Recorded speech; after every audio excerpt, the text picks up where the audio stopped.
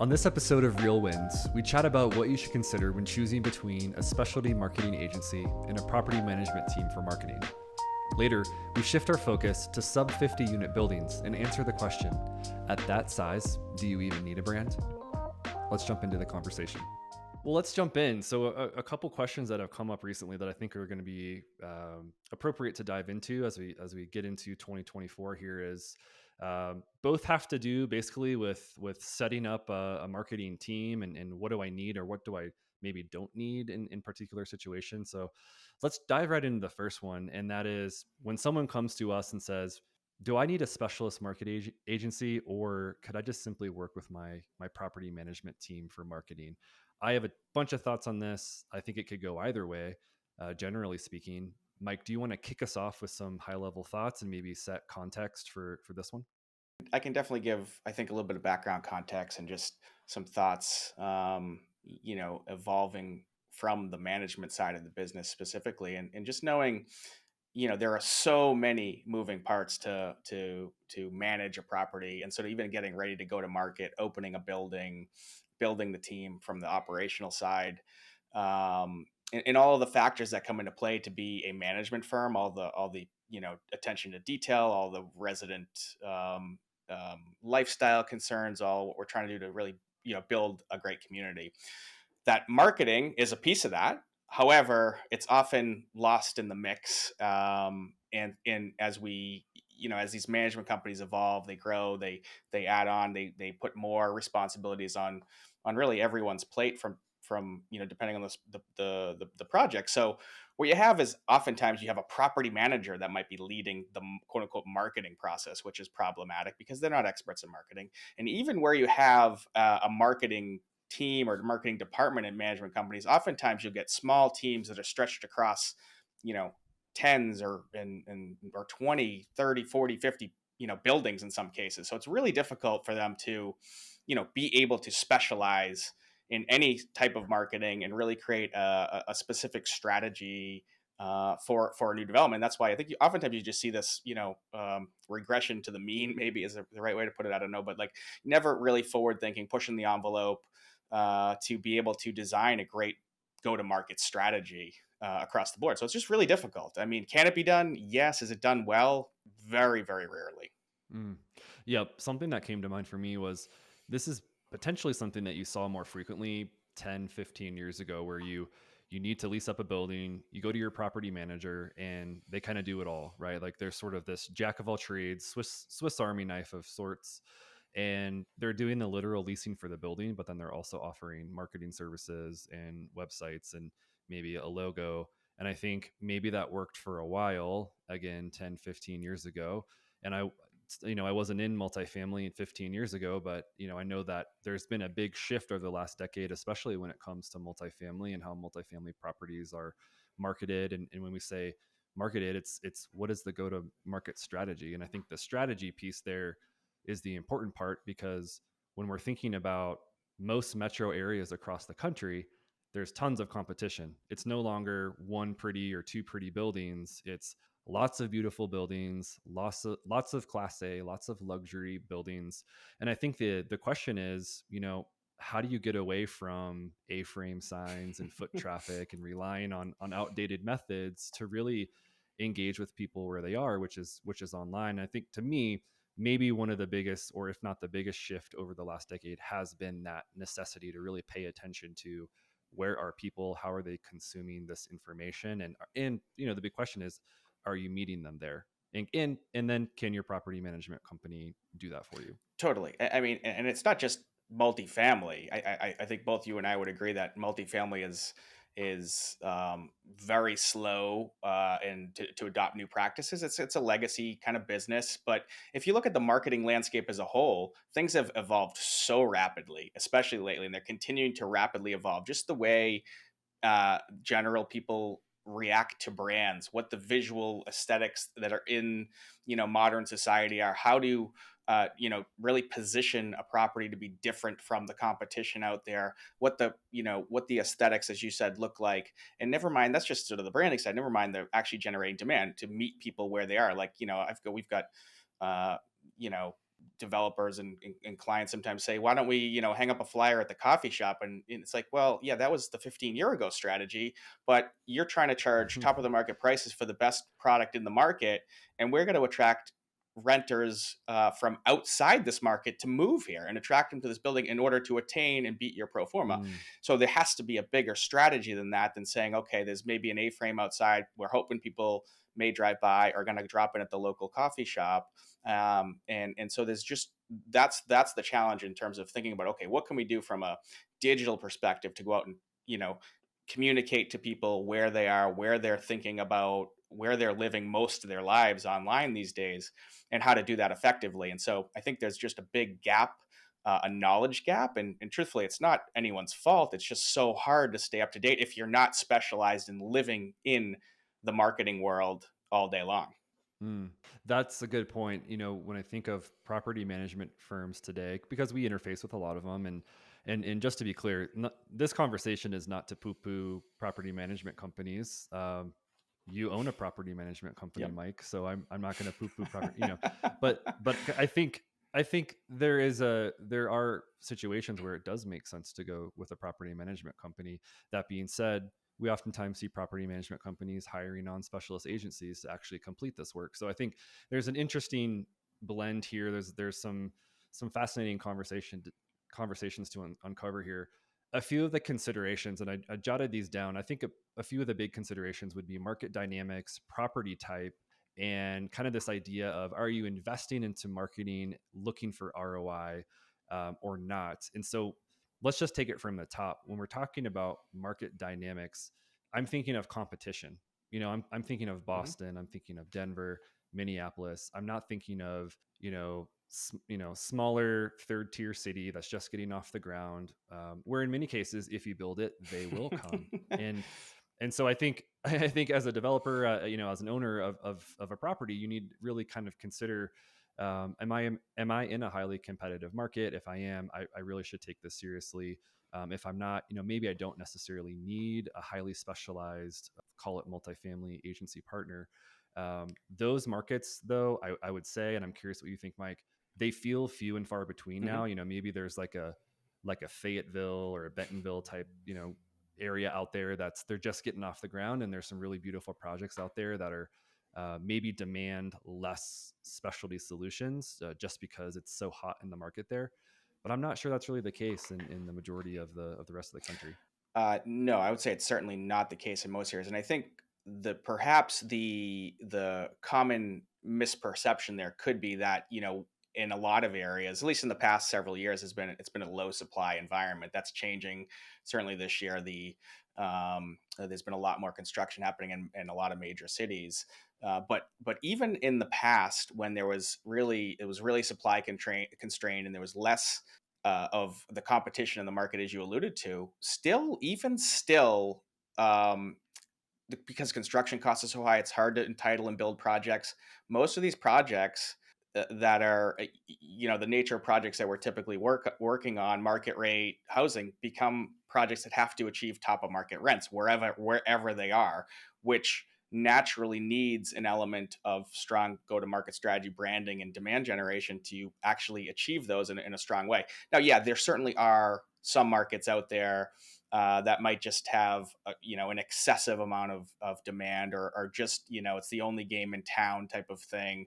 And okay, yeah, maybe you don't need to really invest as much in marketing. It won't pay the ROI for most of these projects we're talking about. But yeah, they are few and far between for a number of reasons, depending on whatever major market you're in, or even the growth markets that are outside a lot of these major markets we operate in.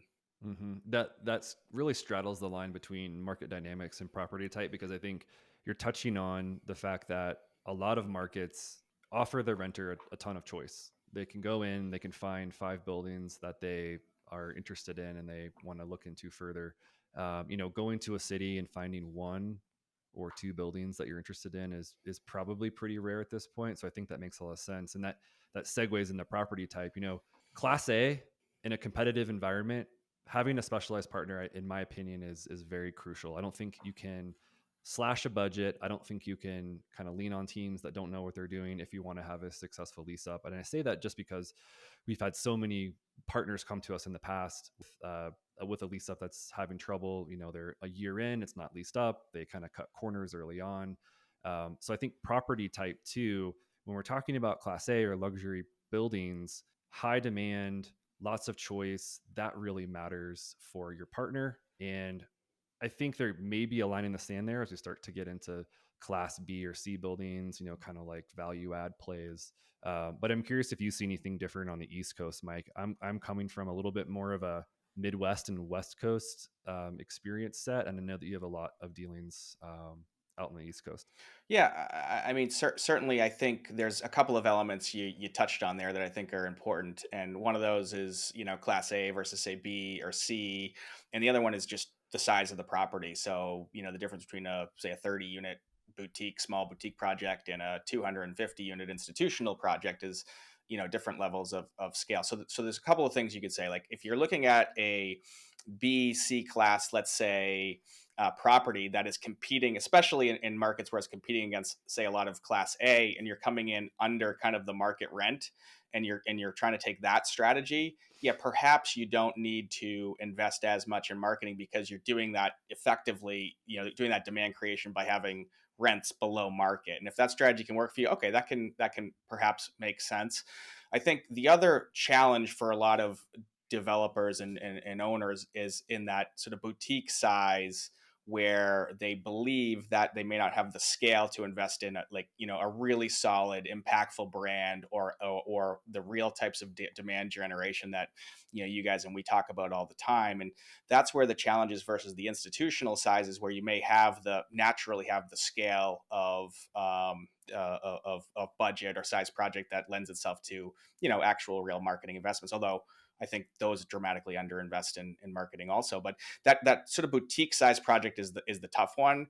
And oftentimes we can talk through it and showcase how by actually doing marketing, branding, marketing strategy in the right way, we can absolutely produce a plan that's going to beat their pro forma, generate absorption schedules that are far faster than normal or than their pro forma says, and produce positive cash flows and returns on that marketing spend and investment of 3, 4, 10, 10x at times. So it's a really powerful tool to think about it and dive in and say, okay, just because you have a small project doesn't, in fact, in some cases it's the exact opposite. You can really invest not that much more than you normally would and really produce a massive increase in your return on that investment versus just kind of going through the Mhm. status quo and having a typical slow absorption lease up um, schedule and just kind of have it go through that process. So there's a lot of options, but it is hard because oftentimes these projects are so tight these days, right? The construction costs are up,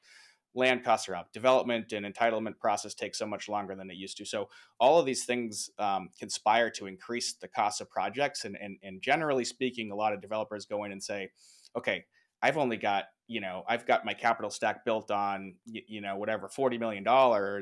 I can't spend another 100,000 on marketing or whatever it is versus, the 50K I put in my budget or something like that. And so it's a real challenge, especially in those boutique projects. But I think you and we have all proven oftentimes how that investment in marketing can really pay for itself and then some over and over again rapidly. Yeah, I mean, you're definitely getting into point three, which is, are you wanting to invest in marketing, and are you considering the ROI of your marketing? And I think you hit on a lot of the points there. Do you want to lease your building faster? Do you want to increase NOI as fast as possible? Do you want to have a lease up that takes you, let's say, 6 months instead of 12 months or 14 months? Well executed marketing go to market game plans reduce the concessions. They allow you to potentially increase rent depending on what the original pro forma was written as, and you're increasing value in the property at a high level at the end of the day. And I think you always kind of riff on this math equation where you kind of like pull out the units, 2K average monthly rents, you get this. Let's say you leased up 6 months faster, and suddenly it's where you're talking multiple millions of dollars added to the project. And then you think, man, if I had invested another 100 or 200K into my marketing game plan, that's still an 8 to 10x ROI. So I think you make really good points, and not to say that's for everyone. Again, there are times I think when maybe it doesn't make sense or the decision is more difficult. Or I think before we hopped on, you were joking, if you had if you're sitting there rubbing your last two nickels together, would you invest in a go to market game plan with a beautiful brand and website and so forth, or would you try to create demand? And I think we would both agree the latter is going to be more important there. But I think there's a case for really considering specialized partnerships as well. Yeah, so I think it really. I mean, to the questions you're asking off the top, would I like to increase my NOI? Would I like to drive my rent roll? Would I like to absorb, lease up, and get a faster absorption? The answer to those in a vacuum is yes, across the board, right? There's no one that's going to say no to that. The question Yep. is, how much are they willing? How much am I willing to risk or invest in making that happen? I think there's a lot of hesitation to invest, frankly, because even and not to knock folks, but like even within the industry, within the specialist agencies in the industry, there's oftentimes just a very status quo approach, and so it's hard to say, okay, why should I do this if it's just going to get me the same thing I got anyway? And that's where the challenge is, and maybe a topic for another conversation. But Mm. what is important though, I think overall, and I think the nice thing that you guys really do, and that we've done together on a lot of projects here, is that we are developing a real go to market holistic strategy, not just building a website and putting some widgets on it and hoping that people show up to it, not just putting a logo and a name, not just putting it in the ILS and hopefully we get some clicks and conversions. We're actually developing the holistic strategy with all of those pieces sort of on the menu and selecting the right ones for the project, for the market, and developing that, and for the budget to develop the right strategy for the project that's going to produce a positive ROI. Now, again, the thing that I love working with you guys on these is that you think about it because you're so tightly ingrained in the industry. You're bringing that high level studio agency talent, but doing it in the context of a multifamily industry where budgets are tight, where you need to show a positive return on investment, that all that matters. And the fact that you can kind of bridge those two worlds is a really powerful tool. And I think that really matters to the specifics of that question and saying, what is the right amount to invest for any given project, whether it's type A, class A, class C, class B, the market it's in, the size of it, and all the factors that really matter there to make the right investment in a go to market strategy. Let's pivot to our second question. It relates to this first. We paired these together because they're sister questions, but this one focuses more on small development projects. You get this question a lot. I know with a lot of the work that you do in Boston, we've been getting it more and more. I would say just given the lull of 2023 to some extent. But then the question is, if I have a smaller development project, should I invest in branding my building? Hard Mm-hmm. stop. And one of the things that I like to do with this type of question is really take a step back and say, or ask, what are you really asking here, or what are you really trying to get at here? When you say brand, do you mean a logo? Do you mean a website for your building? Do you mean a marketing game plan? And I think the whole idea here really needs to sort of have a step back taken if that question comes up, because it really needs to be a conversation around clarity about what that individual actually means.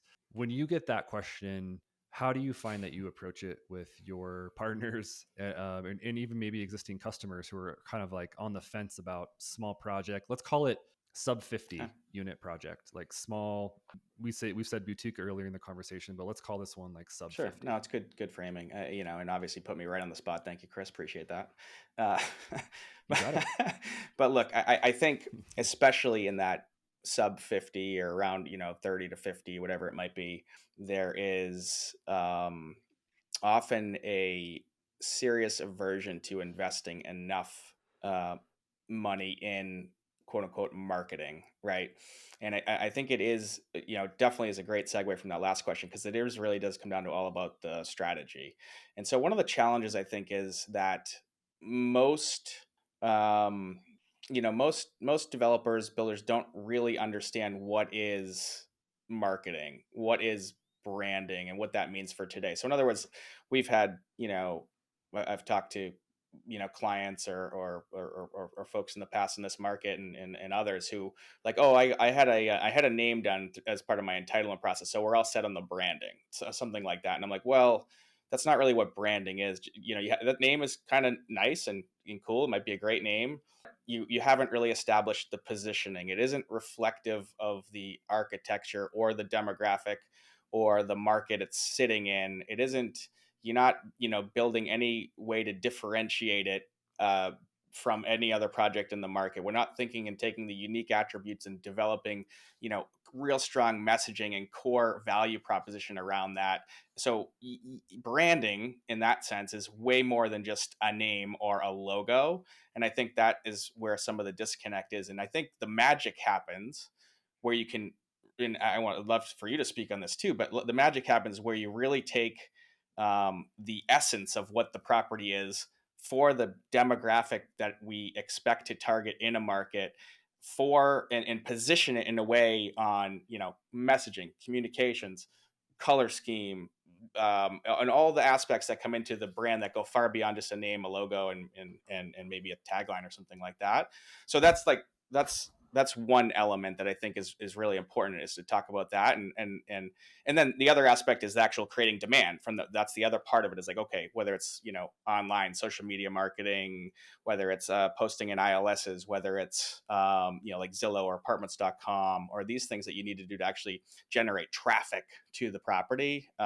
Site activation. I mean, you can go on and on and on about all the options on the menu, but I think the biggest problem is there's a little bit of a misconception on what marketing actually is. And it's not just like, okay, let's open the doors and put it on apartments.com, and 'cause I have a name, so that's going to work well and do that. So I think I went way too long in answering your question here, but to kind of bring it back, yeah, we do oftentimes see very much a under investment in marketing, because even for 30 to 40 to 50 unit project, if you're looking at call it a $2,000 a month average rent, that's $100,000 a month rent roll. If you can get 50% pre-leased and have people moving in day one of occupancy, you're 50K up on cash flows just like that, so early. So is that, and that's going to just compound itself monthly as you continue to lease up and observe. So is that worth an extra 50 grand and doing marketing and go to market the right way?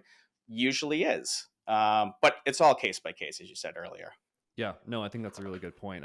For all these projects, 20, 30, 40, 50, the question, do you need a beautiful brand to be used on your marketing materials? To me, the answer is yes.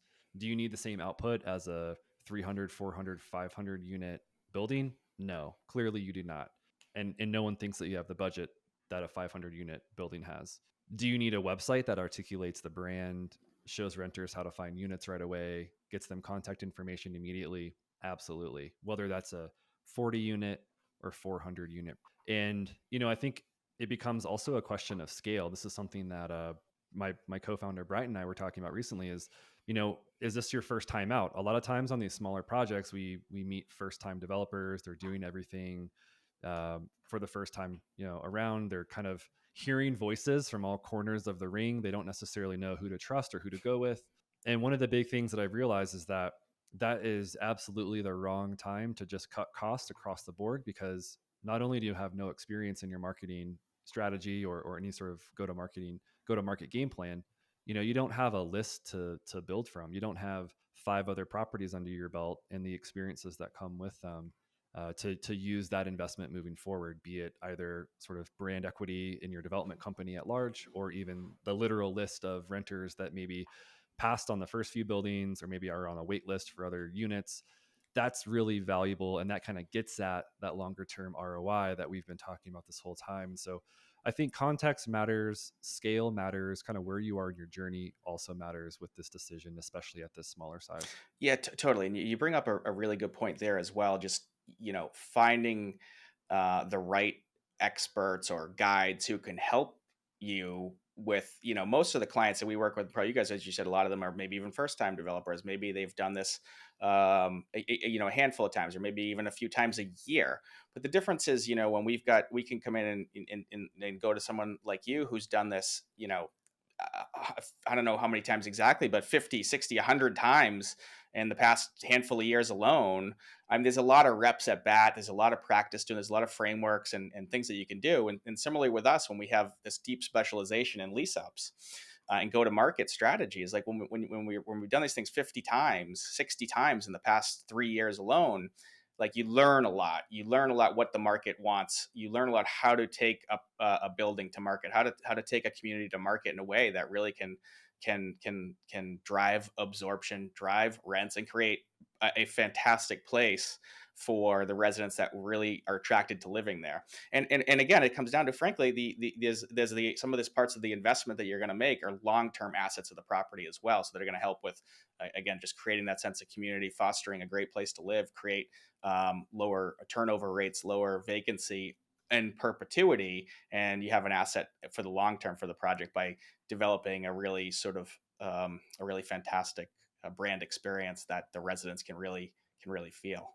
That was great. That was a great discussion, Mike. That was 2 minutes, or excuse me, two questions that felt like 2 minutes. It was more like 25. Oh So I wow. think our time's about up, but it's always good to chat with you. I can't wait for our next one. We'll have to come up with some additional questions next time. I have probably 5 to 50 that are queued up on my side, just depending on what we want to talk about next time. So I'm excited to dive in and look forward to doing this Yeah, next man. I time. think I think between all of us and on both of our teams here, we've got a lot of questions that clients ask us, and a lot of questions that we like to talk about that I think can really help educate developers out there, operators, and people who are in the market to do that. That's why I'm really fired up about transforming cities and the new opportunity we have there to drive, really help educate the market and do things in a way that can be really transformative for the results, building great financial returns and amazing places for residents moving into these communities. Agreed. Agreed. All right, Mike. Two under the belt. Looking forward to the third one. We'll talk to you All soon. right, man. See you, Chris.